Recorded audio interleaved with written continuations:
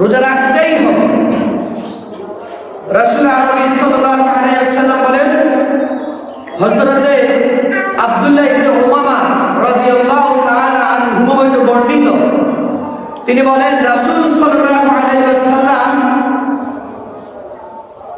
স্বপ্নে দেখলেন যে দুইজন লোক রাসূল সাল্লাল্লাহু আলাইহি ওয়াসাল্লামের দুই বাহন ধরে, দুই হাত ধরে স্বপ্নের মধ্যে নিয়ে যাচ্ছে।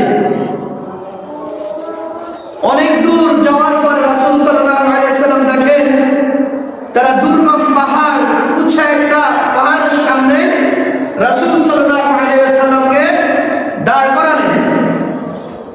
তারা বলতেছেন, ইয়া রাসূলুল্লাহ, আপনি ওঠেন এই পাহাড়ের উপরে। রাসূল আরবি সাল্লাল্লাহু আলাইহি ওয়াসাল্লাম বলেন, না, এই পাহাড়ের উপরে আমি উঠতে পারবো না। বলে, না ইয়া রাসূলুল্লাহ, আপনি ওঠেন, আমরা আপনাকে সাহায্য করব। সুবহানাল্লাহ, আমরা আপনাকে কি করব? আমরা আসি, আপনার সাথে আসি, আপনি ওঠেন। রাসূল সাল্লাল্লাহু আলাইহি ওয়াসাল্লাম বলেন, আমি উঠলাম। যখন আমি দুর্গম পাহাড়ের মাঝামাঝি গেলাম, তখন কিছু মানুষের চিৎকার আর কান্নার আওয়াজ শুনতে পেলাম। কিছু মানুষের চিৎকার আর কান্নার আওয়াজ শুনতে পেলাম।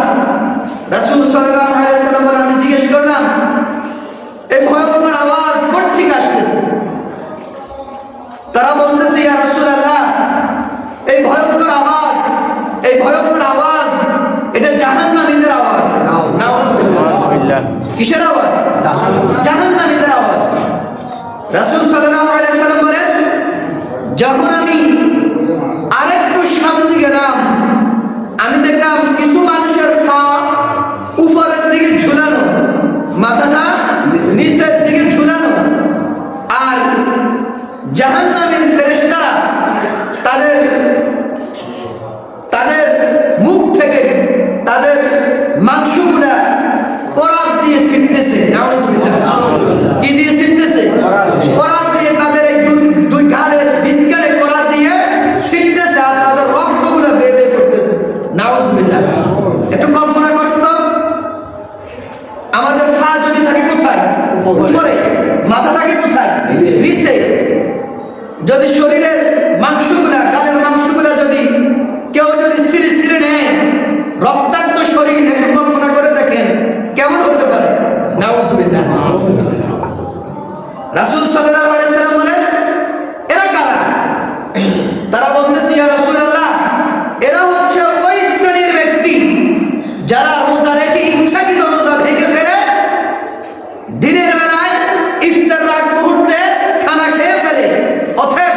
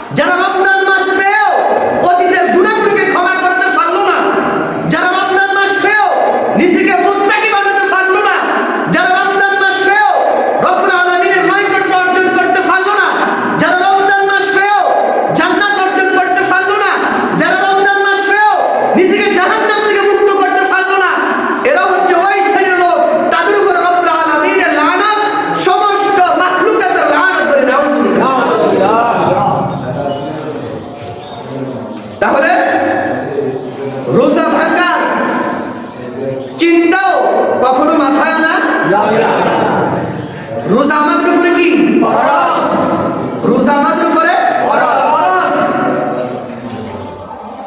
এই ফরজের ক্ষেত্রে গত জুমায় বলেছিলাম যে আজকে আমরা আলোচনা করব রোজা ভঙ্গের কারণ সমূহ নিয়ে, নাকি? মাসটা ভালো করে বুঝবেন, মাসটা ভালো করে বুঝবেন। রোজাটা আমাদের ফরজ। এই ফরজ রোজা কাদেরকে ছাড় দেওয়া হয়েছে, কি কি পরিস্থিতির কারণে আপনি রোজা ভাঙতে পারবেন। আল্লাহ রাব্বুল আলামিন বলেন রোজা তোমাদের উপর ফরজ, কিন্তু কয়েক শ্রেণীর মানুষ আছে তারা ইচ্ছা করলে রোজা ভাঙতে পারবে, কিন্তু পুনরায় এই রোজা কাজা করে নিতে হবে। কাজা হচ্ছে একটি রোজার একটা রোজা রাখতে হবে। কাজা কি? একটি রোজার জন্য একটা রোজা। আর কাফারা যেটাকে বলে একটি রোজার জন্য 60টি রোজা রাখা, 2 মাস। কয় মাস? একটি রোজার কাফারা 2 মাস লাগাতার বিস্কালে কোনো ভাঙতি দেওয়া যাবে না। এরপরেও আপনি তওবা করতে হবে। ইচ্ছাকৃত রোজা ভাঙলে 2 মাস লাগাতার রোজা রাখার পরেও আপনি তওবা করতে হবে কার কাছে? আল্লাহর কাছে। এরপরে তওবা করার পরে আপনি কিয়ামত পর্যন্ত আপনি অপেক্ষায় থাকতে হবে যে রব্বুল আলামিন আপনার এই তওবা কবুল করছে কিনা। কঠিন না এটা? কঠিন। তাহলে কাজা রোজা একটার জন্য কয়টা? একটা। কাফারা একটা রোজার জন্য কয়টা? 60টা। 60টা লাগাতার, বিস্কার কোনো বিরতি নেই, লাগাতার 60টি রোজা রাখতে হবে। তাহলে শরীয়ত কাদেরকে ছাড় দিয়েছে? এক নম্বরে হচ্ছে সবই শিশুদেরকে। কাদেরকে? শিশুদেরকে রোজা না রাখার ব্যাপারে তাদেরকে ছাড় দেওয়া হয়েছে। আবার আমাদের ছেলেমেয়েরা আছে, অনেকে 8 বছর 7 বছর বয়স হয়েছে, তারা কিন্তু রোজা রাখতে চায়, ঠিক না? তবে তাদেরকে উৎসাহিত করা দরকার। 10 ঘন্টা 12 ঘন্টা কেউ যদি কোনো কিছু না খায়, সে কি মারা যাবে? হ্যাঁ, মারা যাবে না। এই জন্য তাদেরকে উৎসাহ দেওয়া দরকার আমাদের। এক নম্বর শরীয়ত ছাড় দিয়েছে যারা সবই শিশু তাদেরকে, তারা রোজা না রাখলেও কি চলবে। শরীয়ত 3 শ্রেণীর ব্যক্তির উপর থেকে শরীয়তের কলম উঠিয়ে নেওয়া হয়েছে। এক নম্বর হচ্ছে শিশু, 2 নম্বর হচ্ছে মাজনুন পাগল যারা, বাষ্যমহীন, 3 নম্বর হচ্ছে ঘুমন্ত ব্যক্তি। এই 3 শ্রেণীর মানুষের উপর শরীয়তের কলম চলে না। শিশুদের বয়স হওয়ার আগ মুহূর্তে তাদের উপর রোজা ফরজ হওয়ার আগ মুহূর্তে যদি তারা রোজা রাখে, তাহলে এর ন্যাক আমলের হকদার হবে বাবা মা। এর ন্যাক আমলের হকদার হবে কে? বাবা মা। এই জন্য 1 নম্বরে শরীয়ত ছাড় দিয়েছে কাদেরকে? যারা শিশু তাদেরকে। 2 নম্বর হচ্ছে মাজনুন পাগল যারা, বাষ্যমহীন, শরীরে কাপড় আছে না আছে এটাও বুঝে না, কি করতেছে না করতেছে সেটাও জানে না, তাদেরকে শরীয়ত ছাড় দিয়েছে রোজা না রাখার ব্যাপারে। 3 নম্বরে হচ্ছে অসুস্থ, মারিদ, অসুস্থ ব্যক্তি। এই যে আল্লাহ রাব্বুল আলামিন পবিত্র কোরআনুল কারীমের মধ্যে বলেন আইয়ামান মা'দুদাত ফামান কানা মিনকুম মারিদান আও আলা সাফার। যারা অসুস্থ ব্যক্তি তাদেরকে শরীয়ত রোজা না রাখার ব্যাপারে ছাড় দিয়েছে। অসুস্থ বলতে কি? জ্বর কাশি সর্দি নাকি? না, ওমা অসুস্থ কি? জ্বর কাশি সর্দি পেটে ব্যথা, এটা হলে রোজা শেষ নাকি? না। ডাক্তার যদি আপনাকে এমন কোন ওষুধের সাজেস্ট করে দেওয়া হয়, অথবা আপনার শরীরের উপরে এমন কোন এফেক্ট আছে যে আপনি যদি রোজা রাখেন তাহলে আপনার মৃত্যুর আশঙ্কা আছে, ওষুধ ভক্ষণ না করলে আপনার বড় ধরনের সমস্যা হতে পারে, তাহলে আপনি রোজা ভাঙতে পারবেন। বুঝতেছেন? তাহলে আপনি রোজা ভাঙতে পারবেন। সাধারণত আপনার জ্বর কাশি সর্দি, এর কারণে আপনি বলবেন আমার গ্যাস্ট্রিক একটু বেশি, এর জন্য আমি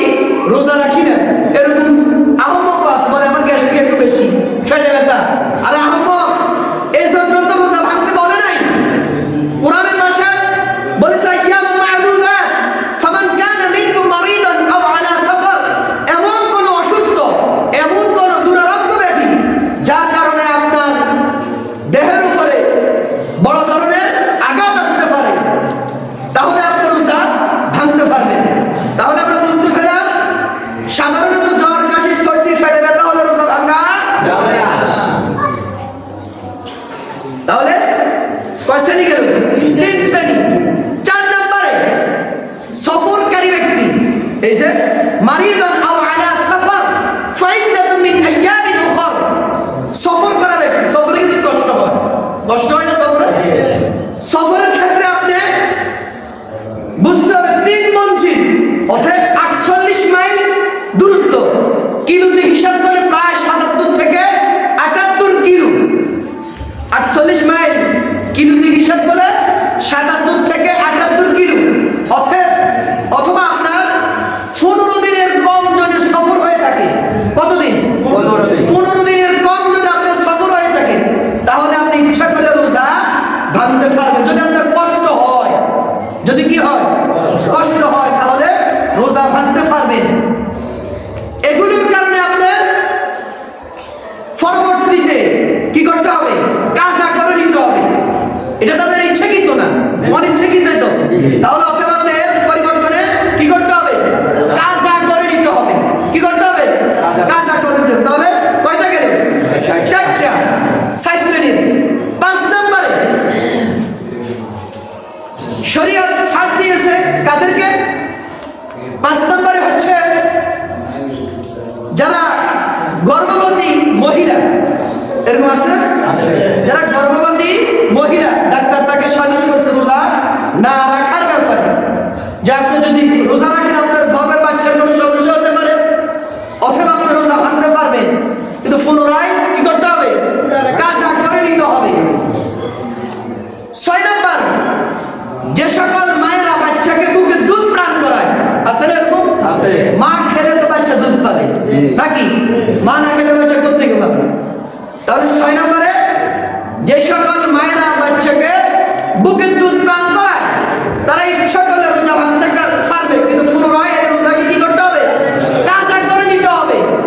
7 নম্বর, যে সকল মায়েদের হায়েজ নেফাস বাচ্চা ডেলিভারি হওয়ার পরে যে কয়দিন অসুস্থ থাকে, বুঝতেছেন আপনারা আমার কথা? যে কয়দিন অসুস্থ থাকে, ব্লাড বাঁধতে থাকে, এই কয়দিন আপনার রোজা রাখা যাবে না। কিন্তু যেই কয়টা রোজা আপনার ভাঙতে পড়বে, পুনরায় এই রোজাগুলো আপনাকে কাজা করে নিতে হবে। কি করে নিতে হবে? 8 নম্বর, যে সকল মায়েদের বোনদের পিরিয়ড চলে, বুঝতেছেন? ওই সকল মায়েরা রোজা রাখতে পারবে না। যে কয়টি রোজা ভাঙা যাবে, পুনরায় এই সকল রোজাগুলোকে সে আবার কি করতে হবে? কাজা করে নিতে হবে। কাফারা না, এগুলা কাফারা আপনি ইচ্ছা করলে ভাঙলে সেটাকে আপনার কাজাও দিতে হবে, কাফারাও দিতে হবে। আর অনিচ্ছাকৃত মাসলা অনুযায়ী যে 8 শ্রেণীর মানুষের কথা বললাম, এই 8 শ্রেণীর কোন ব্যক্তি যদি থাকে, তাদেরকে কাজা না, কাফারা না, পুনরায় কি করতে হবে? কাজা করে নিতে হবে। তাহলে রোজায় 8 শ্রেণীর মানুষকে কি দিয়েছে? ছাড় দিয়েছে। এবার আমরা আসি, কি কি কারণে আমাদের রোজা ভেঙে যায়? কি কি কারণে আমাদের রোজা ভেঙে যায়? রোজার ফরজ হচ্ছে 2টি। রোজার ফরজ কয়টি? 2টি। আমরা যে রোজা রাখি, এটা ফরজ হচ্ছে 2টি। 1 নম্বর হচ্ছে নিয়ত করা। 1 নম্বর কি করা? নিয়ত করা। 2 নম্বর সুফে সাদেকের পর থেকে সূর্য অস্ত যাওয়ার আগ পর্যন্ত সকল ফানাহার থেকে, স্ত্রী সঙ্গম থেকে, সকল খাদ্য থেকে বিরত থাকা, একে বলে কি? রোজা। এটাকে কি বলে? রোজা। তাহলে রোজার ফরজ কয়টা বলছে? 2টা। নিয়ত করা, সুফে সাদেকের পর থেকে সূর্য অস্ত যাওয়ার আগ পর্যন্ত সকল ফানাহার থেকে, স্ত্রী সঙ্গম থেকে বিরত থাকার নামই হচ্ছে রোজা। এবার বুঝেন শরীয়ত কি বলে, কি কি কাজ করলে রোজা ভেঙে যাবে। 1 নম্বরে ওই যে রোজা ফরজের কথা বলছিলাম, ইচ্ছাকৃত কেউ যদি কোনো কিছু খায়, ইচ্ছাকৃত, জানি আমি রোজা আছি, এরপর আমি ইচ্ছাকৃত কোনো একটা জিনিস অথবা ভাত খেয়ে নিলাম, রোজা কি থাকবে নাকি ভেঙে যাবে? ভেঙে যাবে। তাহলে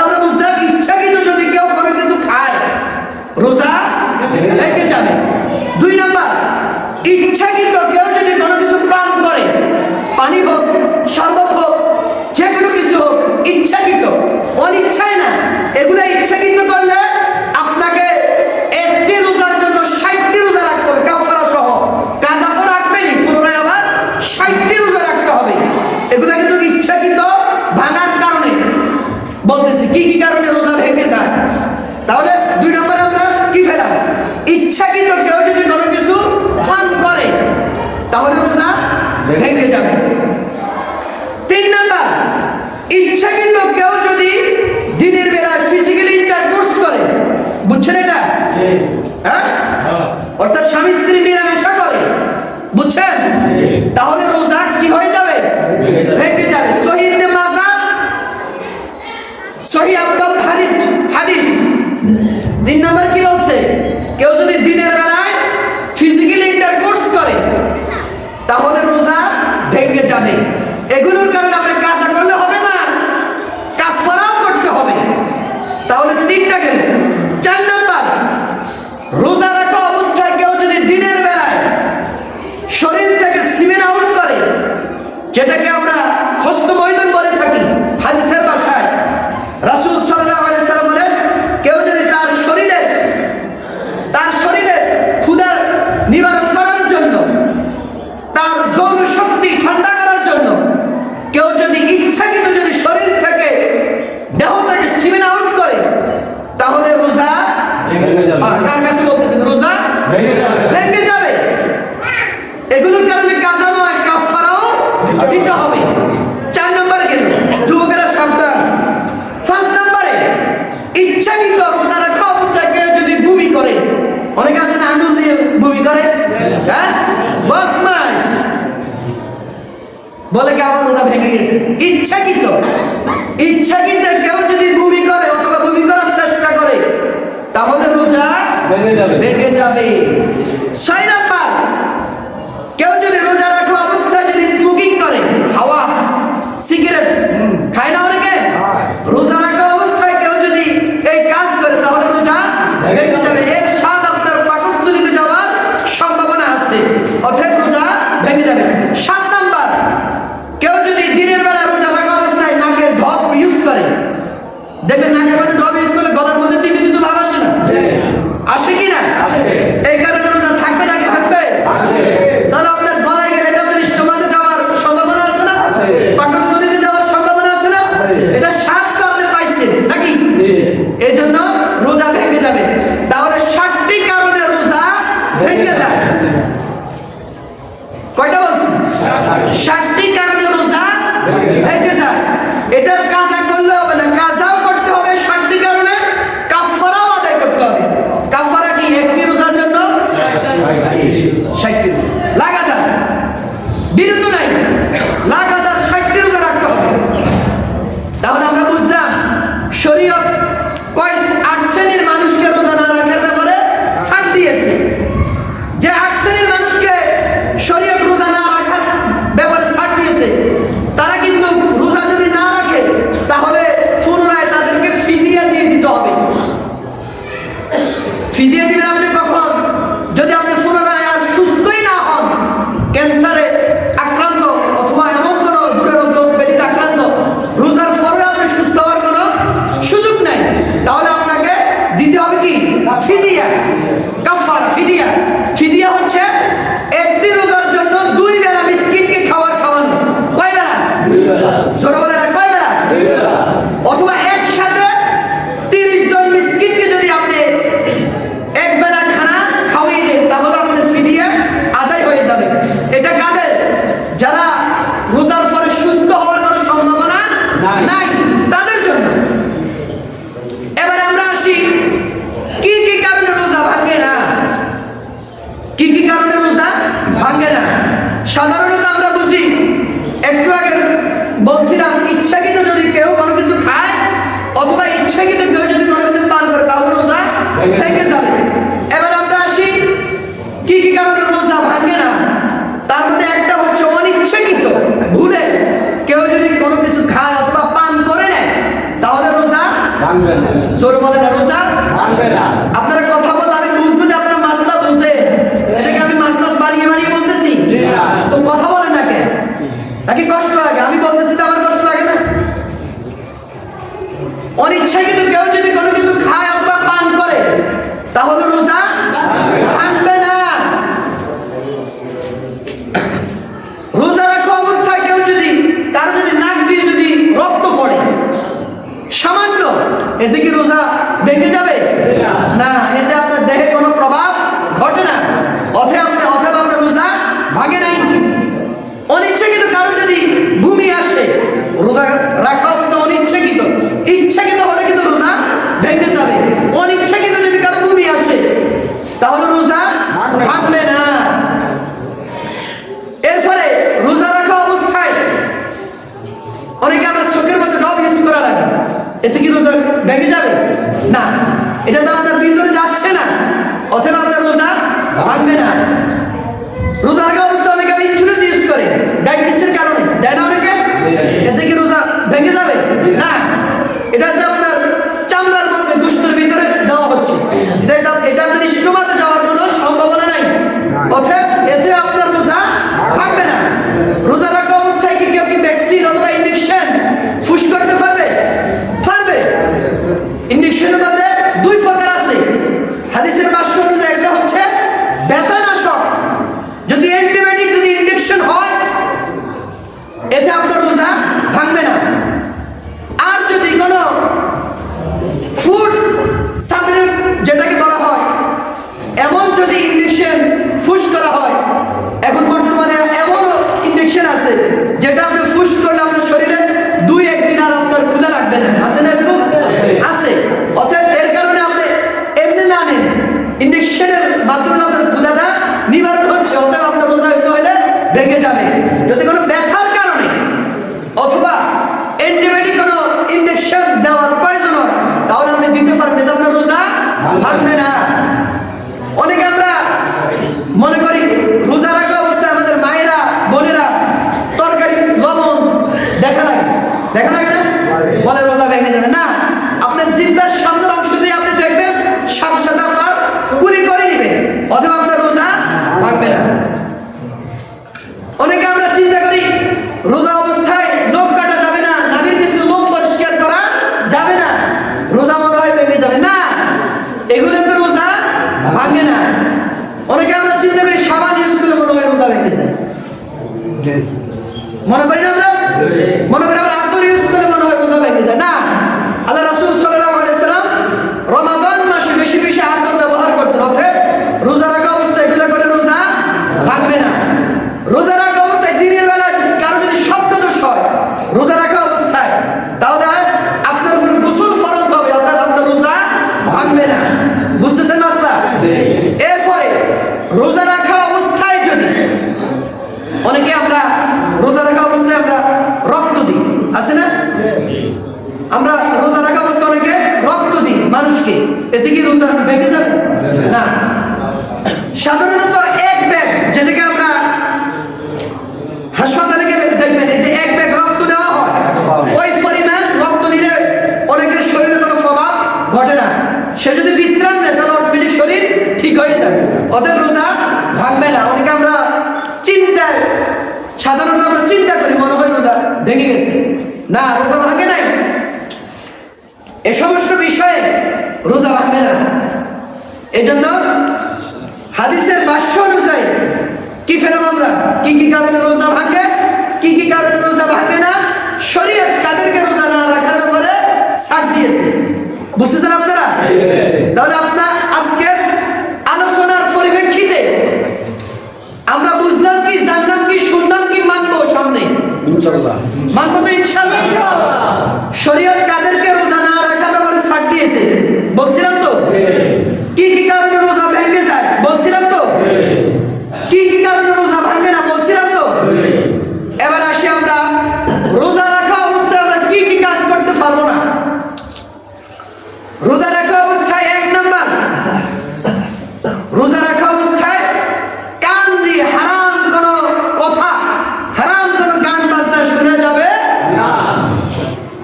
রাসূল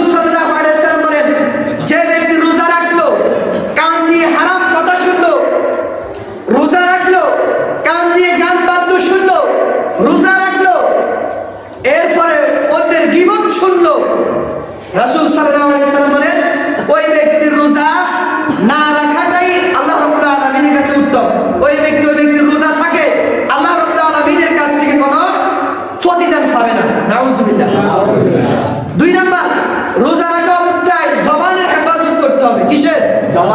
রোজা রেখে মিথ্যা কথা বলা যাবে না, রোজা রেখে গীবত করা যাবে না, রোজা রেখে অন্যের শিকায়ত করা যাবে না, রোজা রেখে মানুষের সাথে ঝগড়া বিবাদ করা যাবে না। আপনি যদি এগুলো করেন তাহলে রব্বুল আলামিনের কাছে আপনি রোজার কোনো প্রতিদান পাবেন না। 3 নাম্বার, রোজা রেখে হাতের হেফাজত করতে হবে। কিসের? হাত দ্বারা কোনো গুনাহের কাজ করা যাবে না, হাত দিয়ে কোনো মানুষের উপরে অন্যায় অত্যাচার করা যাবে না। অতএব যদি করে থাকেন তাহলে এটা আপনার উপাস থাকা হলো, রোজা রাখা হলো না। অতএব এর কারণে আপনি রব্বুল আলামিনের কাছ থেকে কোনো প্রতিদান পাবেন না। নাউজুবিল্লাহ। তাহলে রোজা রাখা অবস্থায় এই 3টি কাজ থেকে আমরা বিরত থাকবো না ইনশাআল্লাহ। রোজা রাখা অবস্থায় এই মাসলাগুলো, যে মাসলাগুলো বলছিলাম, এগুলো কোনো আমার মন করা কোনো মাসলা বলি নাই, মন করা কোনো মাসলা বলছিলাম, কুরআন সুন্নাহ থেকে, হাদিস থেকে, রাসূল সাল্লাল্লাহু আলাইহি ওয়াসাল্লামের হাদিস অনুযায়ী মাসলা বলছিলাম। ওদের মাসলাগুলো মানবো তো আমরা ইনশাআল্লাহ, মানবো তো ইনশাআল্লাহ। অনেকে আমরা মনে করি হুজুর কি বলে, এগুলো কি বলে, হুজুর এগুলো কি বলে, তুমি বুঝো না? কোরআন হাদিসে যা আছে তাই তো বলে নাকি? আমি কি আমার বাড়ি থেকে এনে এনে বলছিলাম নাকি? হ্যাঁ, কোরআনে যা আছে, হাদিসে যা আছে, এটা কি বলা লাগবে? হ্যাঁ, এটা কি বলা লাগবে না? এটা তো বলা লাগবে। আপনি মন্তব্য করতে পারেন, আপনার ভিতরে সমস্যা থাকতে পারে, কথা বলেন ঠিক না? আপনি মন্তব্য করতে পারেন, সাধারণত আপনার ভিতরে সমস্যা থাকতে পারে। কোরআনের কোনো সমস্যা নাই, আছে? হাদিসের কোনো সমস্যা আছে? মন্তব্য আমার আর আপনার ভিতরে, ওঠে মন্তব্য কখনো গন্তব্য ঠেকাতে পারে না। ওঠে কোরআন সুন্নাহর কোনো সমস্যা নাই, সমস্যা আপনার দেহের ভিতরে, আপনার দেহের পরামর্শ আছে। আপনার নিজেকে নিজে পরিবর্তন করেন, এমনি আপনার দেহ, দেমাগ, মন ঠিক হয়ে যাবে। অতএব